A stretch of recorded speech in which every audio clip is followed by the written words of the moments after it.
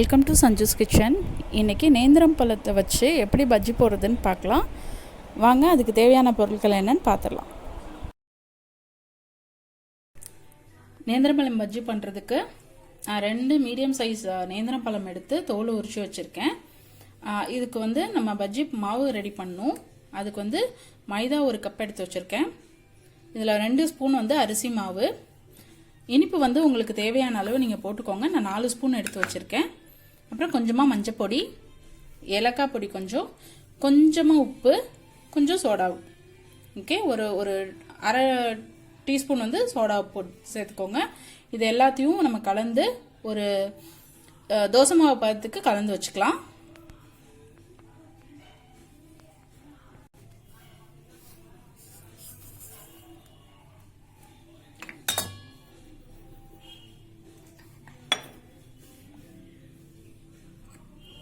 Soda மாவு,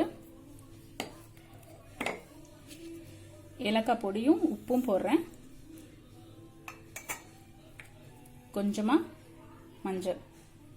இதெல்லாம் கொஞ்சமாக தண்ணி ஊற்றி நல்லா தோசை மாவு பதத்துக்கு கலந்துட்டு ஒரு 20லேருந்து 30 நிமிஷம் அப்படியே வச்சிருங்க. ஏன்னா சுகர் போட்டிருக்கோம் இல்லையா, அப்படியே இருக்கு இல்லையா, அது கரைஞ்சிடணும். கொஞ்ச நேரம் ஊறட்டும் இது. ஸோ அதனால் 20 நிமிஷத்துலேருந்து அரை மணி நேரம் அப்படியே வச்சுருங்க தண்ணி கலந்துட்டு. பாருங்கள், மாவு இந்த பதத்தில் கலந்து வச்சுக்கோங்க. இப்போ வாங்க பழம் எப்படி கட் பண்ணுறதுன்னு பார்த்துடலாம். பாருங்கள், இந்த பழத்தை 2ஆக கட் பண்ணிக்கலாம். பெருசாக போடுறதுனால நீங்கள் போடலாம். நான் இப்போ 2ஆக கட் பண்ணிக்கிறேன். இந்த வித்துல இருந்து 3 பீஸா நம்ம கட் பண்ணி எடுத்துக்க போகிறோம் சின்னதாக. பாருங்கள், இந்த சைஸ் இருந்தால் போதும். இதை கட் பண்ணிக்கோங்க. இப்படி எல்லாத்தையும் இப்படி கட் பண்ணிக்கலாம். பாருங்கள், மாவு ரெடி ஆயிடுச்சு. பழம் வெட்டி வச்சுட்டோம். இப்போ நம்ம என்ன பண்ண போகிறோம்னா, இதில் ஒவ்வொரு பீஸா எடுத்து இந்த மாவில் டிப் பண்ணி அதை அப்படியே எண்ணெயில் எடுத்துக்க போகிறோம்.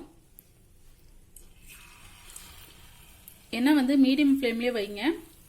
ரொம்ப ஹை ஃப்ளேமில் வச்சிங்கன்னா சீக்கிரமாக வெளியே இருக்கலாம் கரிஞ்சிரும். மீடியம் ஃப்ளேம்லேயே வச்சுக்கோங்க. இதே மாதிரி எல்லாத்தையும் போட்டுடலாம். பாருங்கள், இந்த மாதிரி எல்லாத்தையும் போட்டாச்சு. இப்போ என்ன பண்ணுங்கன்னா, மெதுவாக திருப்பி விடணும். எங்கேயும் ஒட்டிக்காம மாதிரி மெதுவாக திருப்பி விடுங்க. பாருங்கள், நம்ம திருப்பி விட்டாச்சு. ஒரு சைடு நல்லா வெந்துருச்சு, இன்னொரு சைடு வேகட்டும்.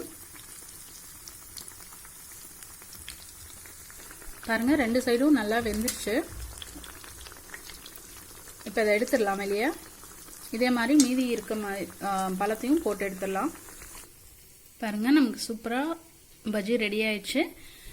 இதே மாதிரி நீங்களும் செஞ்சு சாப்பிட்டு என்ஜாய் பண்ணுங்கள். பிடிச்சிருந்தா என் சேனலை ஷேர் பண்ணுங்கள், லைக் பண்ணுங்கள், கமெண்ட் பண்ணுங்கள், மறக்காமல் சப்ஸ்கிரைப் பண்ணுங்கள். தேங்க்யூ.